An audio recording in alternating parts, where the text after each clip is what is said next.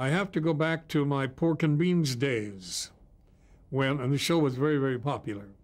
I haven't told you that, but it was very, very popular to such a degree that the sponsors had to build 2 new processing plants for their product.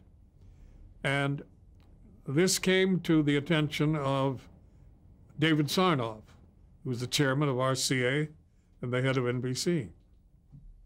And he called me to his office one day and he said, "John, I want you to do me a favor." And I thought, my God, what is this great man asking me to do a favor for? So I said, "Yes, sir." He said, "We're signing on a new affiliate in Atlanta, and they don't know anything about network broadcasting." He said, "I want you to go there as my personal representative and to MC that show and show them how it's all done." He said, "I'll arrange for them to be expecting your arrival, and they'll take care of you." So I flew to Atlanta, and I did that for David Sarnoff, and it went fine.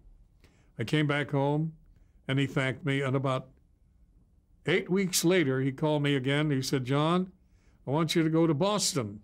Do the same thing you did in Atlanta." Well, I did, and that went fine, and in this interchange, we became rather close.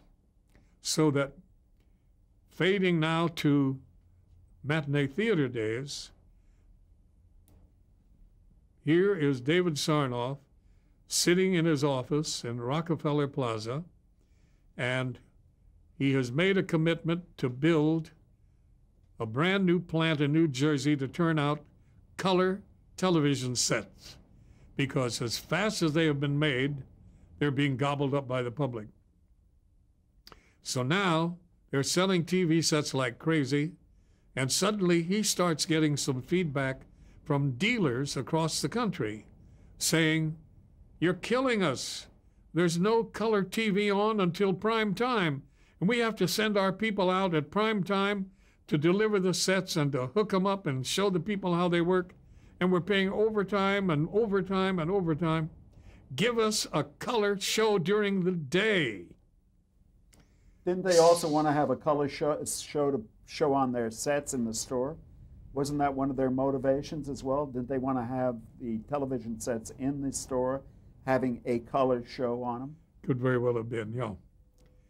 So, and we are talking the mid-50s here. Right. Right. Because Matinee Theater went on in 1955. But this is prior to the advent of Matinee Theater. So Mr. Sarnoff, in order to comply and to help this roadblock, calls in the president of NBC, the fellow we've alluded to previously, Pat Weaver, Sylvester Pat Weaver. And he said, "You have to give me a daytime color show at least 1 hour in length. I want it on every day, Monday through Friday." So he said, "Yes, sir." And the next thing you know, Pat Weaver had signed up a brilliant executive producer named Alvin McCleary, who was known for developing the cameo style of television drama. Cameo meaning you're closing in on the center of action. You don't pay attention to set pieces, backdrops, elaborate stuff. You concentrate on the action. Wasn't it called television without walls? Didn't some people refer to it? Yes, some people called it that. Because everything in the background was in black, so the TV viewer's eye didn't see it anyway.